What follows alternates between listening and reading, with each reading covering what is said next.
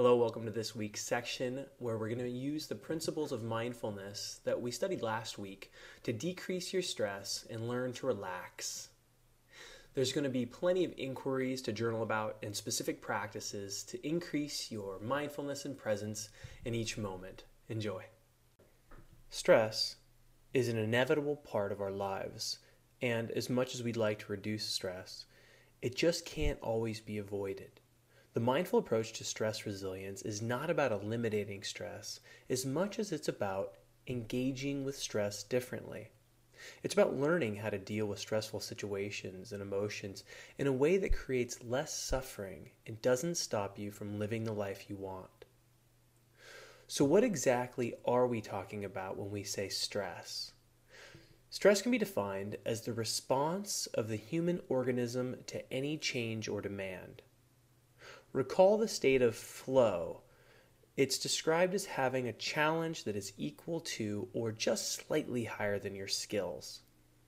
This is a positive type of stress that's actually beneficial to your motivation and growth. It was first referred to as eustress by Hans Selye.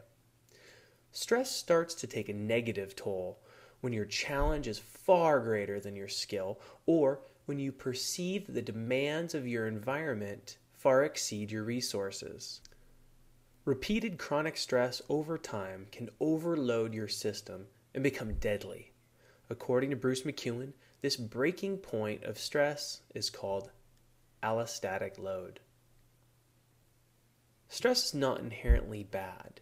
It's actually part of your body's protection system that keeps you safe and ensures your survival. When there is an internal or external perceived threat, the hypothalamus pituitary adrenal axis, referred to as the HPA axis, unleashes a cascade of chemical responses that triggers the autonomic nervous system, which prepares you to either take flight or fight. During this stress response, our systems get flooded with cortisol and adrenaline to speed up your heart, increase your breathing rate, shut off digestion, and shift blood to the muscles of your arms and legs to help you escape danger.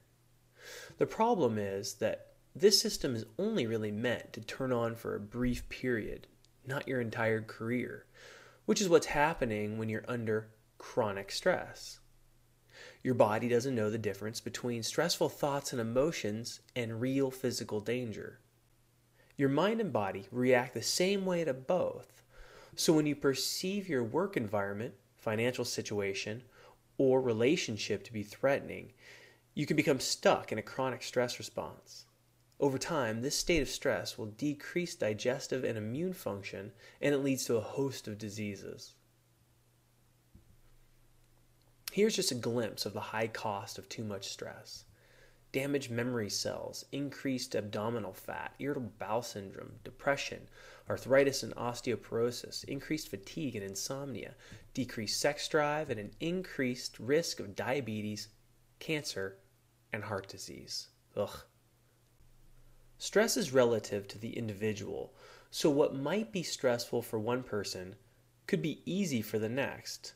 That being said, stress can be generated in 3 domains of life. The first is physical or body stress. This includes your diet and lifestyle. Smoking, addiction, sleep quality, nutrition, and toxins in your environment all add up to your overall stress load. Physical pain of injury and being overweight can also be very stressful on your system. Then there's the mental and emotional stress. This is the psychological component of stress, which includes your thoughts, feelings, and emotions. Your own negative self-talk and rumination can trigger a stress response, the same as being yelled at by someone on the freeway or being scolded by a supervisor. Certain habitual styles of thinking, like catastrophizing, can also tax your system. Catastrophizing amplifies anxiety by expecting disaster and the worst possible outcome. Blaming is another mindset that triggers stress. This is where you hold others responsible for your own pain, and you hold yourself responsible for the problems of others. Other stressful thought styles include mind reading, being the eternal expert, over-dramatizing the negative, and shoulding on yourself. Not only do certain thought styles lead to more stress, but so do personality styles. One example is that the type A personality, which is associated with perfectionism, overachievement, and a high sense of drive, which results in a higher incidence of stress-related illness. Finally, there's the relational stress. The psychosocial domain includes unhealthy relationships, constantly answering to someone who's over you in a career or family hierarchy, and stress caused by a perception of an inadequate social economic status. Our culture is set up for stress. Our expectations of ourselves and the expectations that are placed on us are huge. With these high expectations, we tend to overcommit and stack our schedules heavier than we can actually handle. If you think about lifting weights, there's a certain weight you know you can manage easily. There's also a certain weight that gives a challenging workout. And then at some point, there's an amount of weight that's going to cause you to strain and eventually collapse. Just like there's a physical breaking point for heavy weightlifting, your ability to handle the load that's piled onto your schedule is also finite. Let's talk about the need to succeed. Many live as though life is a race with a finish line. They continue to strive and push to this imaginary place called there, measuring their self-worth by their achievements. This can be a trap, since the more you accomplish, the more you tend to want. And as hard as you strive, you're never quite enough. Now, it's important and even healthy for you to feel a sense of accomplishment, but when your expectations of what you have to accomplish get out of balance with your skills and resources, stress is the result. So at this point, it's important to pause and reflect on the question, what is enough? Which you're going to be able to do in this week's journal. Another question is, how much responsibility and obligation can I really handle without crumbling? There's no shame in admitting when a weight is too heavy to lift, so accepting your own limitations is a good start. This week in your journal, you'll have an opportunity to write about your ideal schedule and what you can do to eliminate some of the biggest stressors, as well as add some self-care activities to balance it out. One exercise that can help you manage external stress is using the Wheel of Life. Here, you can rate each area from 1 to 10 for how much stress it's causing you. Choose a few areas and ask yourself, what would it take to decrease my stress in this area by 1 point? And what could I do this week to make that happen? For example, if relationship is causing you stress at, say, an 8, and in order to bring it down to a 7, you may say that it would take more time with your significant other. Perhaps reinstituting date night or making dinner once a week is what you can do at this point. Since reducing external stressors doesn't always work, the second way to manage stress is by changing the way you internally react to the external situation. As hard as we might try, life can be unpredictable and out of our control. During these times, it's more realistic to change yourself rather than your circumstances. Resilience is an immunity to stress and the ability to bounce back after a challenge. On top of reevaluating and de-stressing your schedule, resilience is a quality that can be cultivated with practice. Here's one way. Learn to respond rather than react. According to Jon Kabat-Zinn, a stress reaction is generally fueled by unconscious habitual patterns, often learned from past challenges and experiences. These patterns include maladaptive coping techniques such as smoking, substance abuse, binge eating, workaholism, and general busyness, and in the long run, often lead to mental and physical breakdown. A stress response involves acknowledging emotions rather than suppressing them, while also developing tools for working with them. To consciously respond rather than unconsciously react implies the practice of mindfulness and choice. Here's a practice that can help you build this internal ability to respond rather than react. Use the acronym STOP to remind you to pause for a moment, to mindfully check in and take inventory on your mind and body. S is for stop. T, take a breath. O, observe. And P, proceed.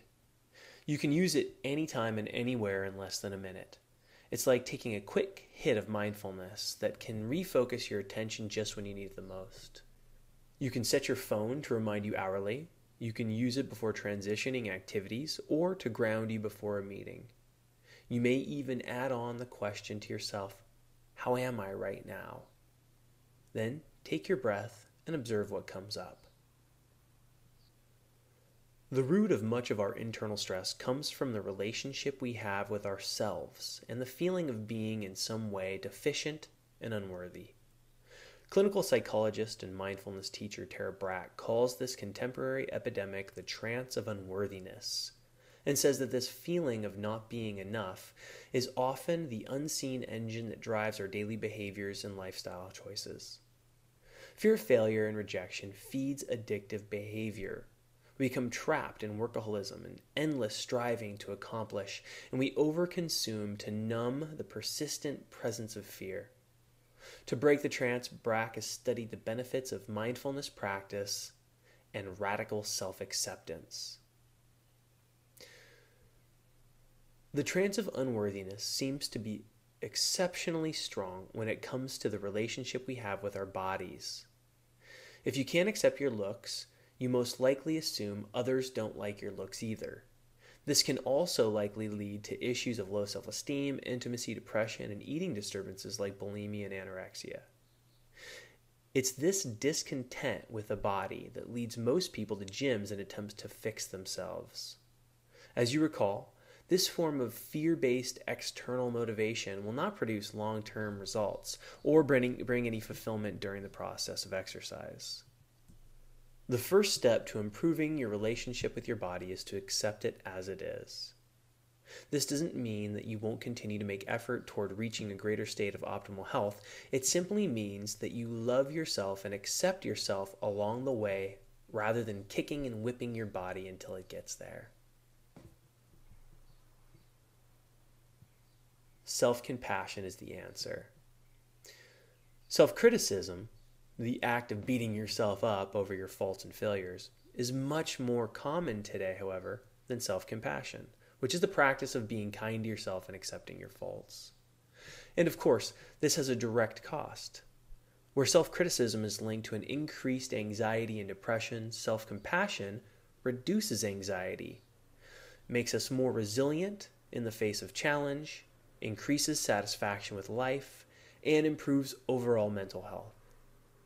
Although a common argument against self-compassion is, well, if I just accept myself, I won't be motivated to do anything. Research shows that self-compassion, in fact, leads to greater exercise and diet adherence. According to Dr. Kristen Neff, a pioneer in the study of self-compassion, there are 3 core components of self-compassion, first being self-kindness. This is the opposite of self-judgment. It's about giving yourself the same type of caring support and understanding when you make a mistake that you would give to anyone else that you cared about. The second is common humanity. Everyone is imperfect, and this is just part of the shared human experience. The third is mindful acceptance. This is where the practice begins. If you don't know you're being harsh on yourself, and you're just repressing the pain, ignoring the pain, or getting lost in problem solving, you can't stop to give yourself compassion. Building a healthy relationship with others takes more than an absence of criticism and judgment. The same goes with building a healthy relationship with yourself and your body. To have a good relationship with your body partner, as body image expert Thomas Cash refers to it, requires affirmative action to enjoy your body.